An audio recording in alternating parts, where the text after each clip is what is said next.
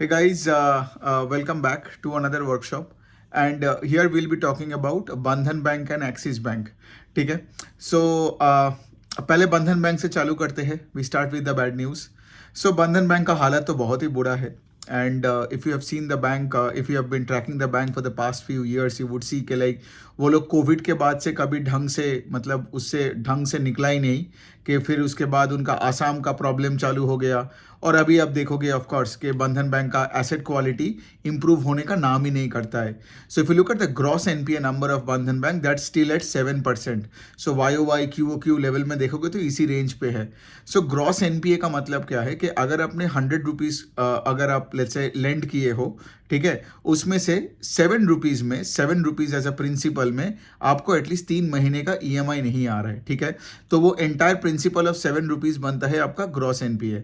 Now when you look at it from the perspective of any other banks, let's say कोई भी अगर आप small finance bank ले लो या कोई बड़ा बैंक ले लो, इनका किसी का भी ग्रॉस एनपीए नंबर वो 7-8% के आसपास नहीं है.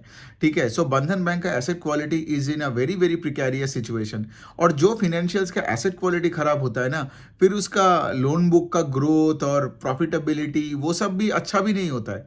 बिकॉज अगर एसेट क्वालिटी खराब होता है तो constantly you will have to provide more and मोर.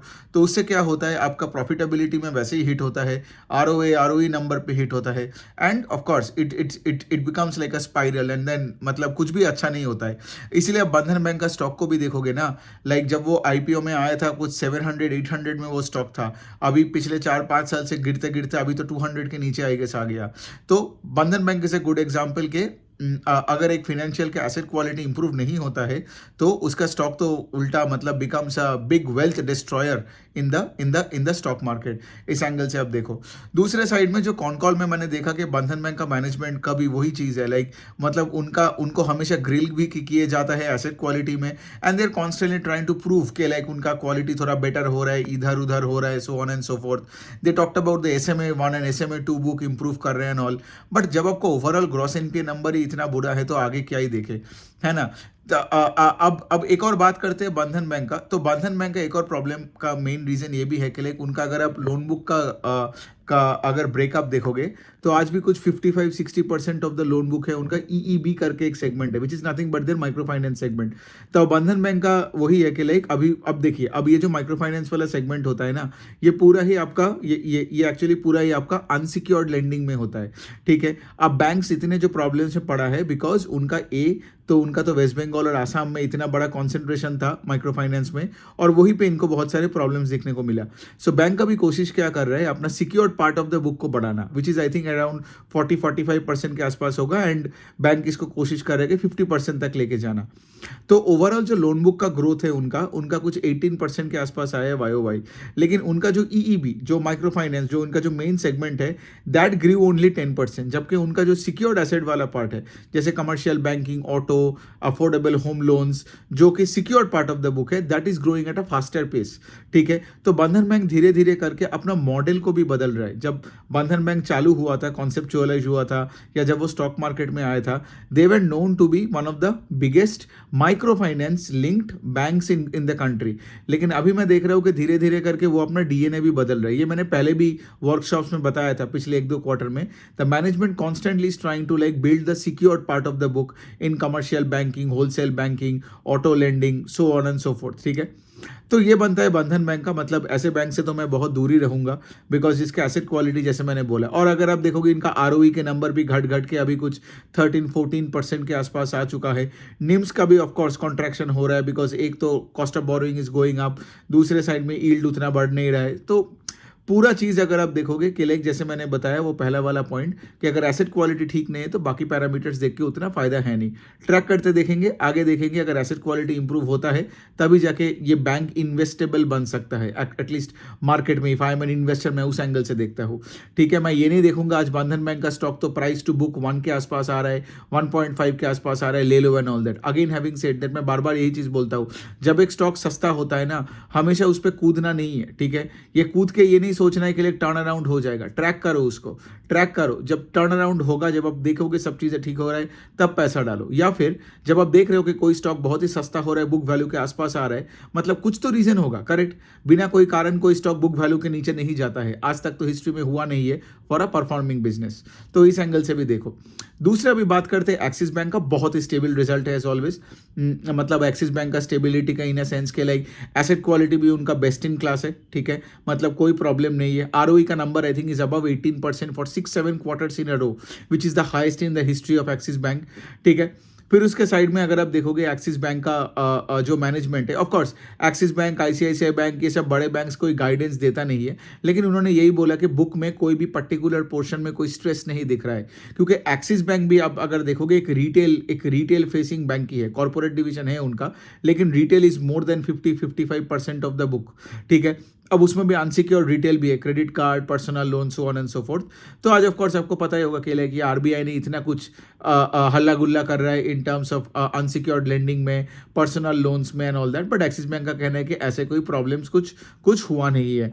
सो ये बनता है बात, और मैं देखता हूँ और कुछ मिस हुआ है कि नहीं, और तो कुछ, हाँ, अब तो वही वाला पॉइंट हो जाता है कि लाइक एक्सिस बैंक का मैनेजमेंट ने भी कॉन कॉल में वही बताया क्लियरली कि अगर सिस्टम का क्रेडिट का ग्रोथ इज 18-20%, जबकि डिपॉजिट का ग्रोथ इज 12-13%, सो ए तो there is a war on deposits, right. ये तो आपको समझ में आ ही गया है, बिकॉज अगर credit growth is more than deposit growth, सब बैंक्स को डिपॉजिट चाहिए, क्योंकि इकोनॉमी में तो बहुत डिमांड है, correct, across SME, MSME, agriculture and consumer facing, consumer durables, कोई भी जगह में आप देखोगे, ठीक है।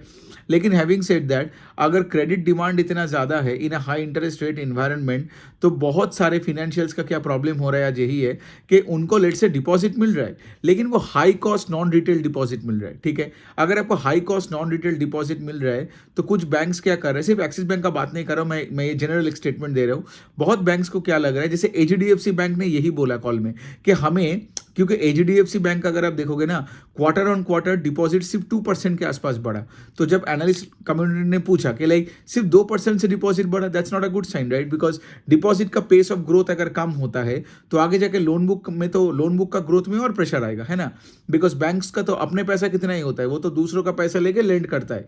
सो यहाँ पे एचडीएफसी बैंक ने भी वही चीज बताया कि, ध्यान से सुनिए ये बात को, उन्होंने यही चीज बताया कि हमें डिपॉजिट कुछ जगह से मिल रहा है, लेकिन वो non retail, let's say for example कुछ होलसेल डिपॉजिट है, लेकिन that deposit is coming at a very high cost, ठीक है, ऐसे कॉस्ट में आ रहा है, अगर वो पैसा लेके वो लेंड भी करे तो एचडीएफसी बैंक का बिजनेस में आरओई का और कॉन्ट्रैक्शन आएगा, निम्स में और कॉन्ट्रैक्शन आएगा। तो क्या पता कुछ डिपॉजिट्स ऐसे रेट में आ रहे हैं कि वो जिस जगह में वो लेंड करेगा शायद उसमें उनको ज़्यादा पैसा ही नहीं मिलेगा, बिकॉज बैंक्स के लिए देखिए, एक तो होता है स्प्रेड से पैसा बनाता है, लेकिन फिर उसके बाद सोचिए मैन पावर का खर्चा, टेक्नोलॉजी का खर्चा, है ना, फिर ये सब ब्रांचेस चलाने का खर्चा होता है, उसके बाद अगर कुछ रहता ही नहीं है तो वहां से वो डिपॉजिट लेने का क्या फायदा। तो इसीलिए एचडीएफसी बैंक ने ये बोला कि लाइक हम उस तरीके से डिपॉजिट नहीं ले रहे, अगर लेते तो शायद डिपॉजिट का ग्रोथ का पेस हाई होता, लेकिन वो बिजनेस के लिए अच्छा नहीं है, गॉट इट, बिजनेस का प्रॉफिटेबिलिटी और निम्स अफेक्ट होता और, ठीक है। तो एक्सिस बैंक ने भी कुछ ऐसे एंगल से ही बात किया, डिपॉजिट का भी बात किया, ऑल्दो उन्होंने ये नहीं बोला कि लाइक कि उनको पैसा उठाने में डिफिकल्टी हो रहा है, लेकिन ये पूरा बैंकिंग सिस्टम का ये प्रॉब्लम चल रहा है। और तो बस यही वाला पॉइंट है, एक्सिस बैंक का सब कुछ ठीक है, एकदम एक बहुत ही स्टेबल सेट ऑफ रिजल्ट है, लाइक आईसीआईसीआई बैंक का जैसा है। Axis bank and ICICI bank still continue to do better than the likes of HDFC and Kotak when it comes to profitability metrics, when it comes to ROE का metric, ठीक है, जबकि इन चारों bank का asset quality में कोई problem नहीं है, ठीक है। सो इसीलिए आप देखोगे एक्सिस के, और एक्सिस की एक और बात है, एक्सिस का देखोगे लोन बुक का पेस ऑफ ग्रोथ भी अराउंड 20-21% के आसपास है।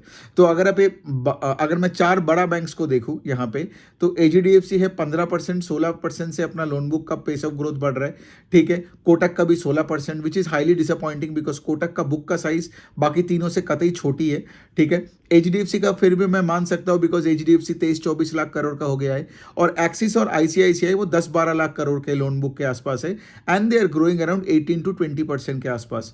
सो पॉइंट यहां पे आता है कि लाइक आज Axis bank is the fastest growing when it comes to pace of loan book growth, ठीक है। और इनका भी अगर आप देखोगे निम्स और ROE have improved over the last 7, 8, 10 quarters, इसीलिए ये स्टॉक का भी री रेटिंग हुआ है एक्सिस बैंक का, just like ICICI bank, both have been like retail focused here. और एक्सिस बैंक का भी अगर मैं एक और डेटा बताऊं, उनका 15-17% of the book is into unsecured lending, जबकि एचडीएफसी कोटक का जो परसेंटेज है that is way much laser.